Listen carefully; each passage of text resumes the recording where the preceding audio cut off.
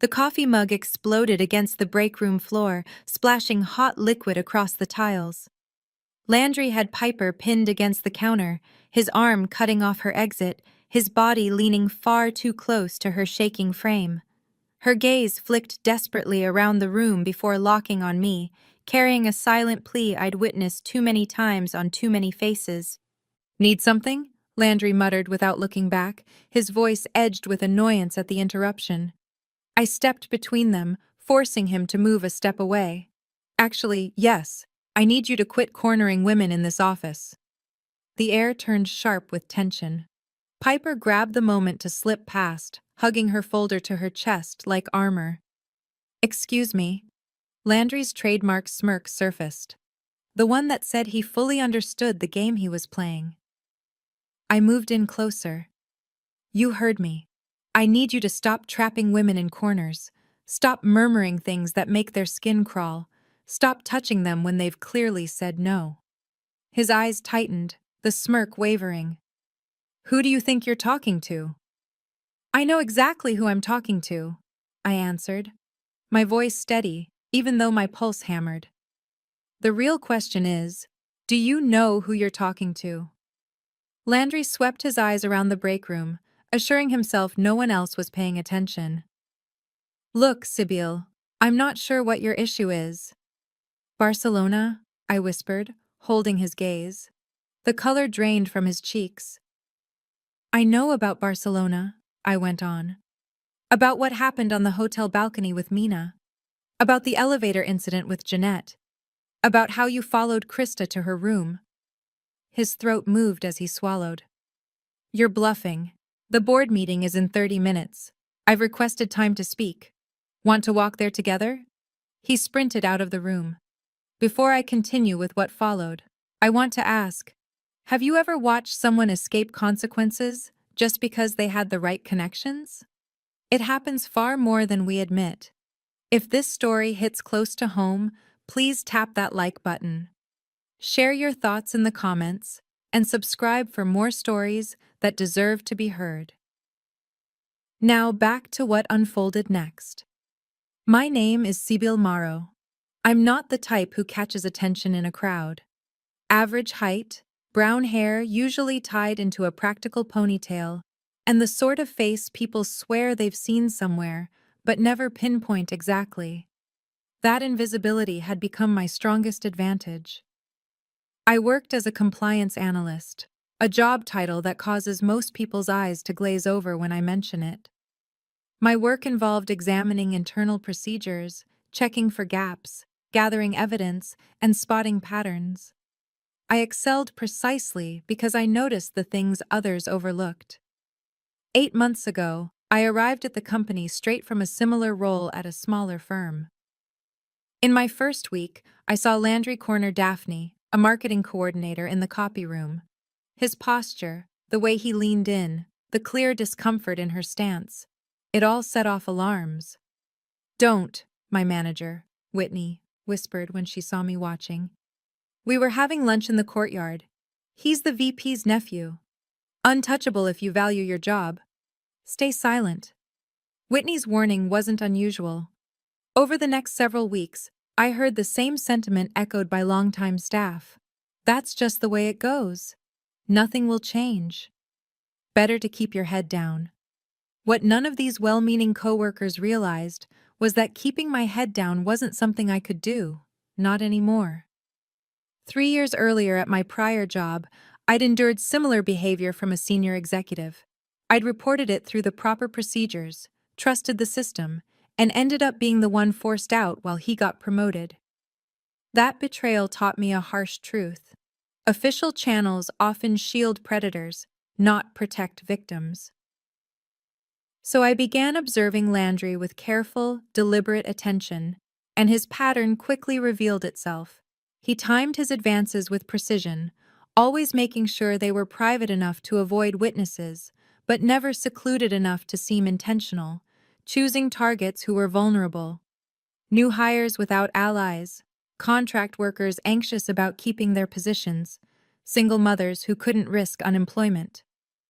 Most telling was how he manipulated the company's unspoken politics.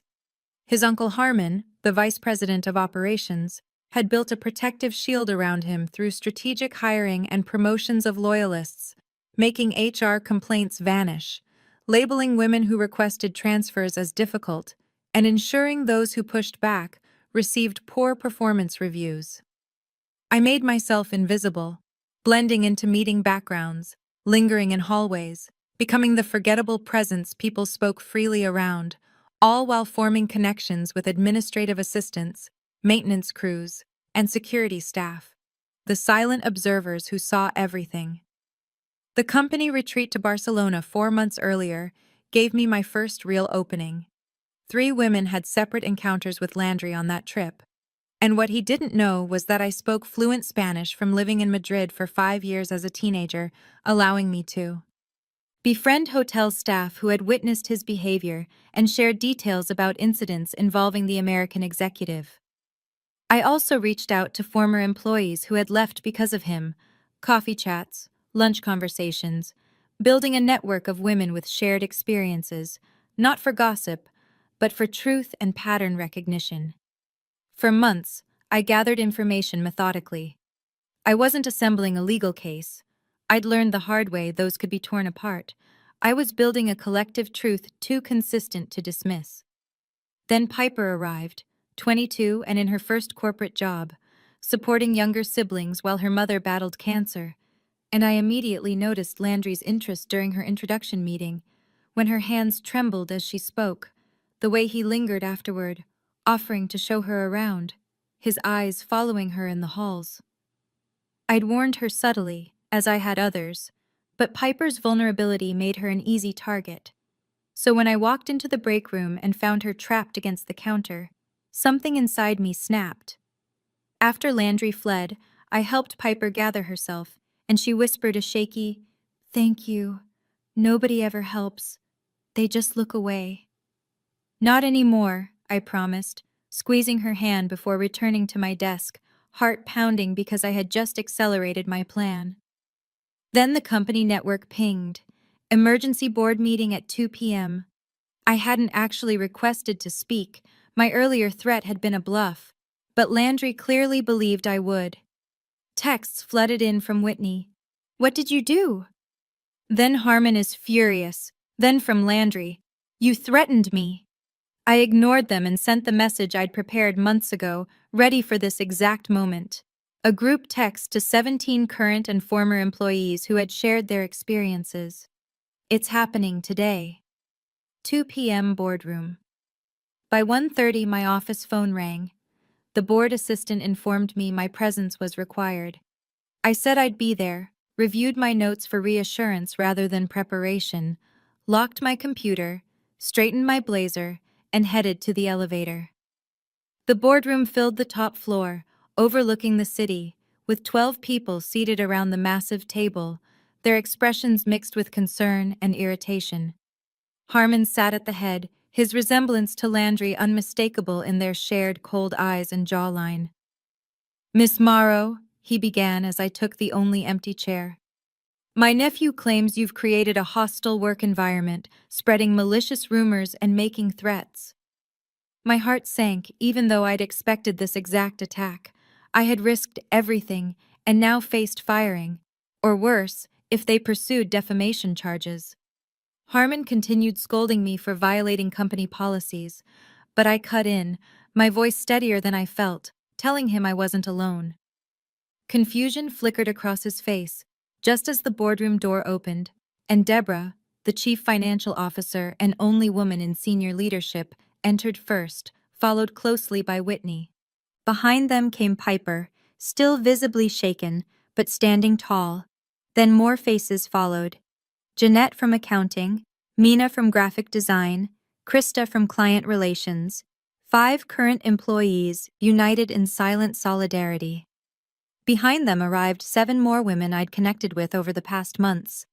Former employees who had coordinated their schedules and traveled from as far as 3 hours away to be here. And then 2 women clients who'd experienced Landry's behavior during business dinners.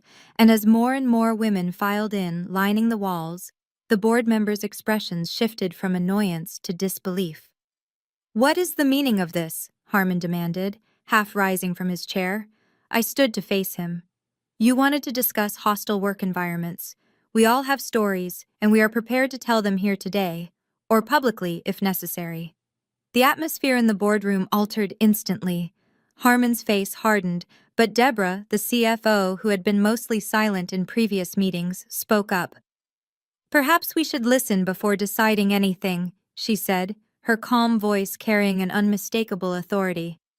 This is highly irregular, protested Thurston, the general counsel, his fingers nervously adjusting his tie. We can't just have random employees bursting into a board meeting making accusations without— Deborah cut him off. Without enough women to fill this entire room? Without potential legal liability that could sink the company's reputation? Without clear violations of every ethics policy we claim to uphold? A tense silence followed, as the board exchanged uncomfortable glances. I move that we hear what these women have to say, said Bennett, the oldest board member, his weathered face grave. For the next hour, woman after woman spoke. No dramatic evidence, no secret recordings, just raw, painful testimonies that sketched an undeniable pattern. Mina described the Barcelona incident, how Landry had cornered her on the hotel balcony during the retreat, telling her her promotion was being considered and that he had influence with his uncle before placing a hand on her lower back and offering to show her the view from his room. Jeanette recounted the elevator, how he pressed against her when they were alone, then laughed when she objected and said she should learn to take a compliment, and the next day, her project was reassigned. Former employees recounted similar stories spanning 3 years: isolation, proposition, retaliation. Women who rejected him found themselves saddled with poor reviews, lost opportunities, or suddenly deemed not a fit for the company culture. Throughout the testimonies, the board members' faces shifted, some registering shock, others growing angry, a few, including Harmon, holding carefully neutral masks that betrayed nothing. Harmon attempted to interject several times. These are serious allegations without— I wasn't finished. Krista cut him off with surprising force for someone who normally spoke so softly. After Barcelona, I reported the incident to HR. 2 weeks later, I was put on a performance improvement plan for communication issues. The HR report had gone missing from the system. Whitney then stepped forward. As a manager, her words carried weight. I've seen Landry's behavior for years. I'm ashamed to admit I told women to keep quiet for their own protection. I was complicit in this culture of silence, and I'm here because I refuse to be part of it anymore. Piper spoke last, her voice shaking but resolute. I've only been here 3 weeks. 3 weeks and already I've been cornered twice. Today wasn't even the first time. I need this job to support my family while my mom fights cancer. He knew that, he said. I hope nothing jeopardizes your position here. The room stilled when she finished. 17 women, 17 stories, all pointing to the same conclusion. Thurston cleared his throat. While these accounts are concerning, they remain allegations without— If you say without evidence one more time, I interjected, I'll have to wonder why you're so invested in dismissing consistent testimonies from nearly 20 women. He nodded. The pattern here is unmistakable, and patterns are evidence. Harmon finally spoke, his voice carefully controlled. These are serious claims requiring proper investigation. We'll need to convene HR and legal teams to review. No, I said simply, and every eye turned toward me. No more internal investigations that vanish. No more HR reports that disappear. No more women pushed out while Landry stays protected. I placed a folder on the table. This contains the names and contact information of every woman in this room, plus 12 others who couldn't attend. We're prepared to take this public, every one of us, if appropriate action isn't taken immediately. You're threatening the company, Harmon snapped. I'm promising transparency, I corrected, something this company claims to value in every mission statement and annual report. Bennett leaned forward. What exactly are you asking for? Immediate suspension of Landry pending a third-party investigation, policy changes to prevent retaliation, and a commitment to take every harassment claim seriously, regardless of who it involves. I paused. We've prepared a detailed proposal. This feels like extortion, Harmon grumbled, his face reddening. It's accountability, Deborah countered, turning to the board. I move that we suspend Landry Mitchell immediately, hire an independent firm to conduct the investigation, and establish a committee to strengthen our harassment policies. I second, Bennett said at once. This requires further discussion, Harmon protested. Then let's discuss, Deborah replied coolly. Shall we begin with legal liability, or the PR disaster if 30 women go public with matching accounts? Or maybe the fiduciary responsibility this board has to protect the company from this exact exposure? The vote was taken, 9-3 in favor of Deborah's motion, with Harmon and his two closest allies the only dissenters. Miss Marrow, Deborah said as the meeting ended, have your group submit its policy recommendations by week's end. I'll be leading the committee personally. As we filed out, Whitney grabbed my arm. How did you do this? How did you get all these women to speak? I listened, I said simply, and I believed them. The next 3 days blurred into meetings, statements, and tension. Landry was gone, escorted out right after the vote. Harmon stayed locked in his office, appearing only for essential matters. On Thursday afternoon, my phone buzzed with a text from an unknown number. Parking garage level 3. Now. I hesitated and showed it to Whitney. Don't go alone, she said, worry tightening her voice. I won't, I promised, texting Deborah and security immediately. The parking garage was dimly lit as always. I stepped out on level 3 with Deborah and a security officer beside me. Landry stood near his luxury car, his usually polished appearance unraveling, eyes bloodshot. You've ruined everything, he said when he saw me, his voice slightly slurred. Happy now? My uncle can't protect me anymore. You ruined yourself? I answered calmly. I just made sure people knew the truth. He laughed bitterly. Truth? You don't know anything about me. I know enough. He took a step toward me, but the security officer moved, stopping him mid-stride. The investigation begins tomorrow, Deborah said coldly. You'd be wise to cooperate, and I strongly suggest you leave the premises immediately. Your access has been revoked. Landry's eyes narrowed. This isn't over. Actually, it is, I replied. The next morning, I arrived at work to find people huddled around monitors whispering. Piper rushed up. Have you seen? It's everywhere. On the screens were news reports. Tech executive dismissed following harassment allegations. Landry's face appeared beside corporate statements about zero tolerance and independent investigations. More shocking was the second headline. VP of Operations resigns amid nephew's harassment scandal. Harmon had resigned that morning, effective immediately. His statement mentioned oversight failures and personal reasons. Whitney appeared beside me. Did you know this would happen? I shook my head. I expected pushback, stonewalling, not this. Something doesn't add up, Whitney murmured. Harmon wouldn't just walk away. She was right. The resignation felt wrong. Too swift, too clean. Harmon had built a career on never conceding defeat. This abrupt exit didn't match the man he'd always been. Later that day, Deborah called me into her office. The third-party investigators start tomorrow, she said without preamble. But there's something you should know. She slid a tablet across her desk. On it was an internal email from Harmon to the board, sent minutes before his resignation, formal, resigned in tone, but one line froze me. In light of information Miss Morrow apparently possesses regarding Barcelona, I believe my continued leadership would further harm the company. I stared at it confused. I'd never said I had anything on Harmon, only on Landry. Deborah's expression was unreadable. Interesting. Yet Harmon seems convinced you know something. A chill crept down my spine. What had happened in Barcelona that Harmon believed I knew? And how did it tie into Landry's behavior? The investigation just got more complicated, Deborah said.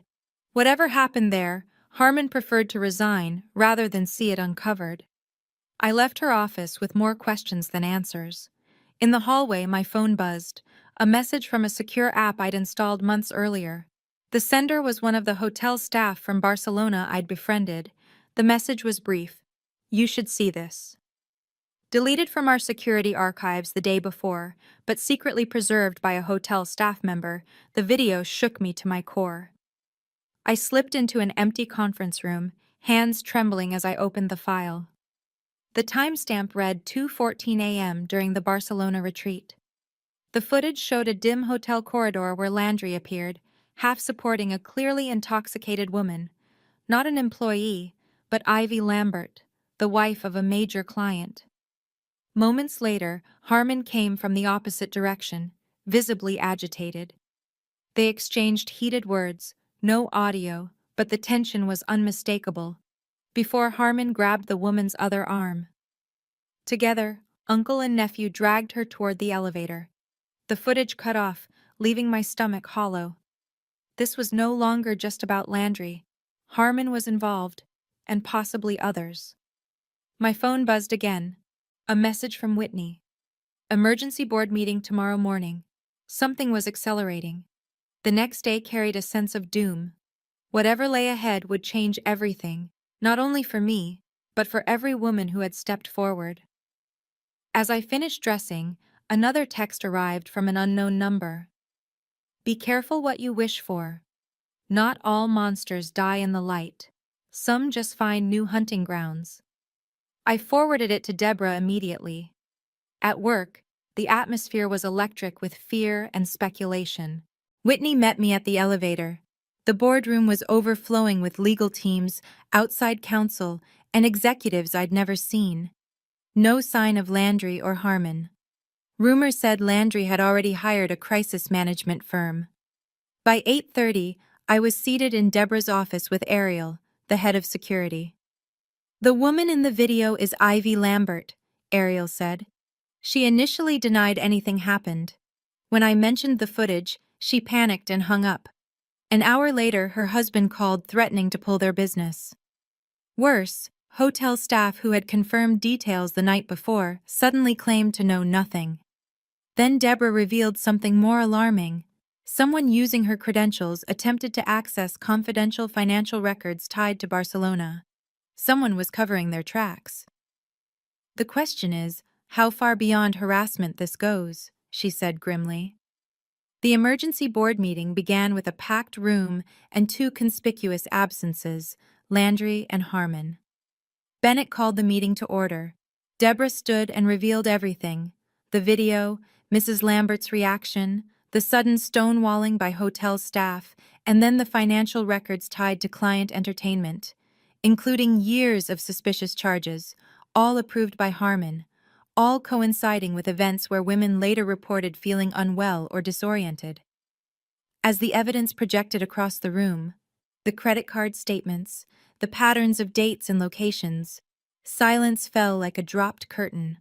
Palmer protested that Deborah was twisting harassment claims into a conspiracy, but I stepped forward. "She isn't making accusations," I said. "She's showing patterns, and patterns are evidence." Voices rose. Legal advised caution. Some board members begged for containment. Others demanded full transparency. After 2 chaotic hours, Bennett restored order.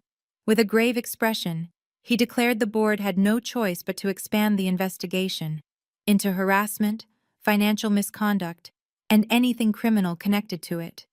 If laws were broken, we were obligated to report them. And in that moment, I realized the truth. The real storm was only beginning. "And in the meantime?" Palmer demanded. "In the meantime, we cooperate fully with investigators, secure all relevant records, and ensure the safety of everyone involved," Bennett said, ending the meeting with a tone that brooked no argument. As the room emptied, Deborah tugged me aside. "Be careful. This just became much bigger than workplace harassment." I nodded, already sensing the shift. Landry's investigative interview was scheduled for that afternoon, but an hour later, his lawyer canceled. "He's running," I said. "Maybe," Deborah answered, "or maybe he's regrouping." Over the next 2 days, the investigation broadened dramatically as the outside firm brought in specialists. More women came forward, employees, clients, vendors, and the pattern became unmistakably darker. The worst incidents clustered around client events with heavy alcohol, where certain women connected to high-value accounts seemed inexplicably impaired after minimal drinking. Late Thursday night, while I was reviewing documents investigators requested, Whitney burst into my office, pale. "Landry's back," she whispered. "With 2 men I've never seen. They went straight to the executive floor." My phone buzzed. My office. Now. I found Deborah staring out at the illuminated skyline. "He demanded an emergency meeting," she said. "Claims he has information that will change everything, and it involves you." "There's nothing to know," I said.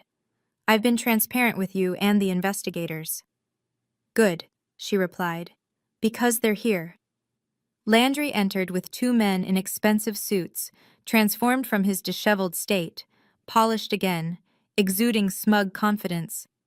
"Miss Marrow," he said with a smooth smile, "still leading your little crusade." I stayed silent. He set a folder on the desk. "When someone targets me, I look into them, their past, their motivations." One of the men opened the folder. "Miss Sibylle Marrow," he said. "Except that wasn't always your name. 3 years ago, you were Sybil Markham at Vertex Industries." My heart lurched. No one here knew about that part of my life. "You filed harassment claims there," Landry continued. "Claims that were investigated and found, tragically, without merit." "That's not what happened," I said, forcing my voice steady. "The record says otherwise," he said. "It says you fabricated accusations after being passed over for a promotion, that you were terminated for creating a hostile work environment, that you attempted to extort a settlement." "That's a lie," I said, heat rising in my chest. "They covered it up, just like you and your uncle have been covering everything up." Landry smiled thinly. "The difference is, we have documentation, official findings, court records from your dismissed lawsuit. What do you have? Stories, coincidences, a blurry video of my uncle and me assisting an intoxicated woman." Deborah turned to me, face unreadable. "Is this true? You filed harassment claims that were dismissed?" The room tilted slightly. The exact nightmare I had always feared, my past turned against me, was unfolding. "Yes," I said finally. "I filed a claim. And yes, it was dismissed because the man I reported was the CEO's son, because HR buried it, because witnesses suddenly forgot what they had told me in confidence. Or," Landry cut in, "because you have a pattern of making false accusations." "That's enough," Deborah snapped. "Whatever Miss Marrow's past, we have nearly 20 women with consistent testimony about your behavior. That stands." "Does it?" one of Landry's men said smoothly. "Because 4 of those women have now contacted us to recant. They claim Miss Marrow pressured them to exaggerate their stories. We have signed affidavits." Ice flooded my veins. "That's impossible," I said. "Jeanette, Krista, Daphne, and Lisa," the man read, "all now say they felt coerced into interpreting ordinary workplace interactions as harassment." "They're lying," I insisted, even as dread coiled coldly in my stomach. "Were they threatened? Bought?" "We intend to speak to the others," Landry said. "But the pattern is already forming. You orchestrated a witch hunt fueled by unresolved grudges from your past." Deborah's face remained perfectly controlled. "We'll need to see those affidavits and verify them independently," she said, but the damage had already begun. My credibility, the foundation of everything we had built, was under attack. "Of course," Landry replied. "In the meantime, we believe Miss Marrow should be suspended pending an investigation into her manipulation of company procedures and coercion of colleagues." The room tilted around me. Everything I had built was collapsing again, history looping back with brutal precision. "This meeting is over," Deborah said firmly. "Leave the documents. We'll review them and respond accordingly." When they were gone, I sank into a chair, hands trembling. "They're trying to destroy my credibility to save themselves." "I know," Deborah murmured. "And unfortunately, it might work. 4 women recanting? They were either intimidated or paid." "Most likely," she added. "But proving it won't be simple. This is exactly how these cases usually unfold. Attack the whistleblower, fracture the victims, create enough doubt to avoid consequences." She paused. "Unless what?" I asked. A spark flashed in her eyes. "Unless the whistleblower expected this exact tactic. Did you?" For the first time since Landry walked in, a flicker of hope stirred in me. "Actually, yes." The next morning at 8 a.m., the board reconvened. Landry sat confidently with his crisis team. Harmon had reappeared as well, though Bennett now occupied his former seat as board chair. "This emergency session is convened to address new developments in the Mitchell investigation," Bennett announced. "Mr. Mitchell has provided evidence suggesting Miss Marrow manipulated procedures and coerced testimony." Landry nodded with an almost proud tilt of his head.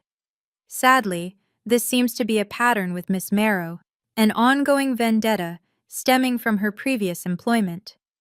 "Miss Morrow," Bennett said, turning to me. "Do you wish to respond?" "Yes," I said, rising. "I do." I took a steadying breath and looked around the table, at the directors, at Landry's smug face, at Harmon's tight jaw. "When you've been silenced before," I began, "you learn to prepare differently the next time." I stepped into the center of the room. At Vertex Industries, I trusted the system.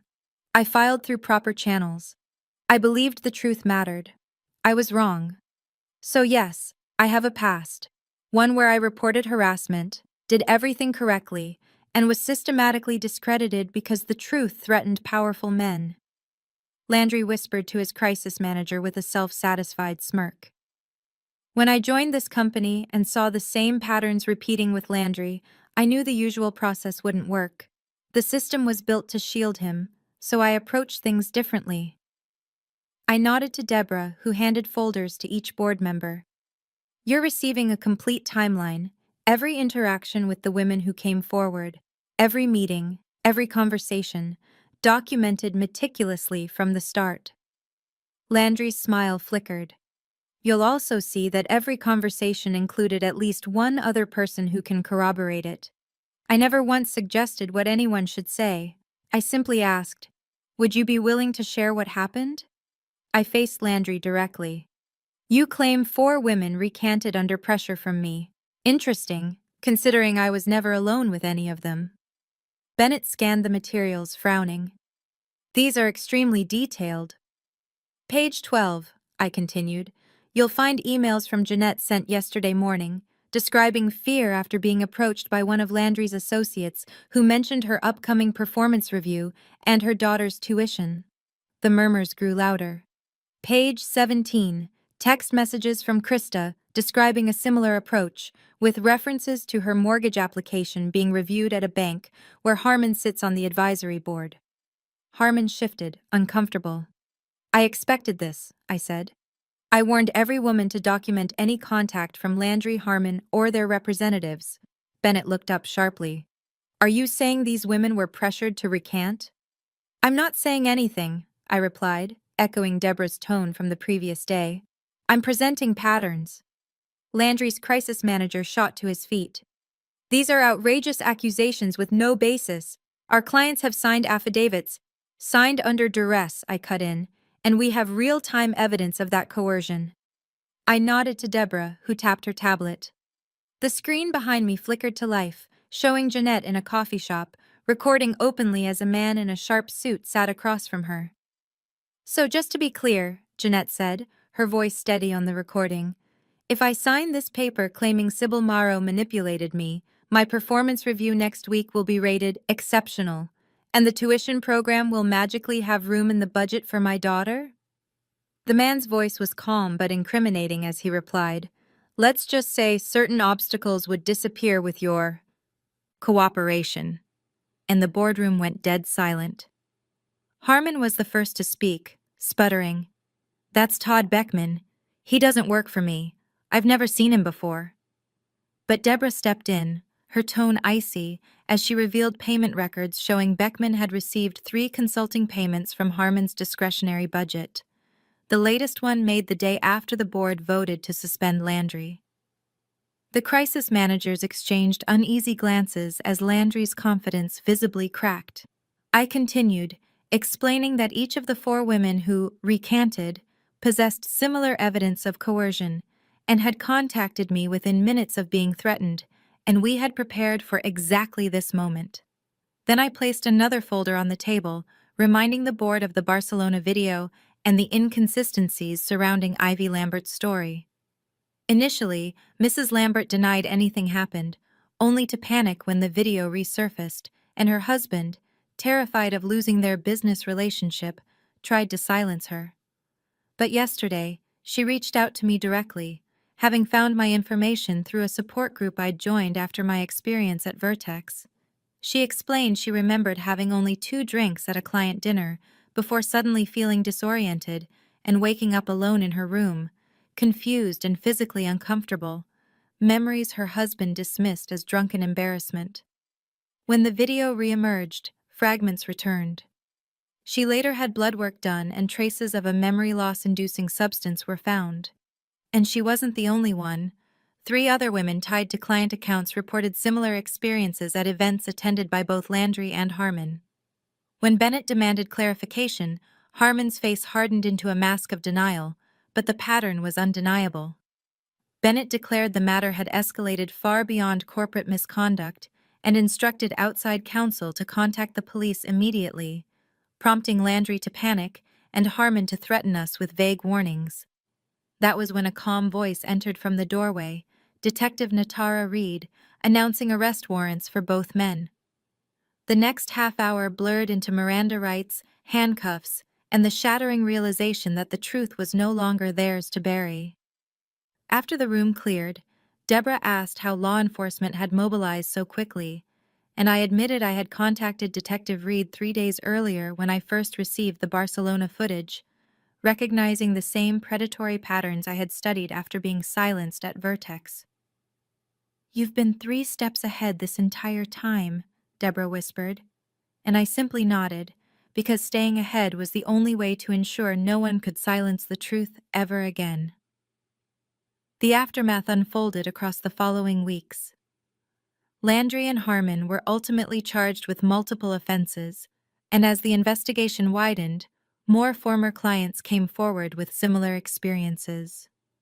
The company responded with sweeping reforms, appointing Deborah to lead a new ethics committee, while Bennett offered me a position heading a department dedicated to workplace culture and accountability.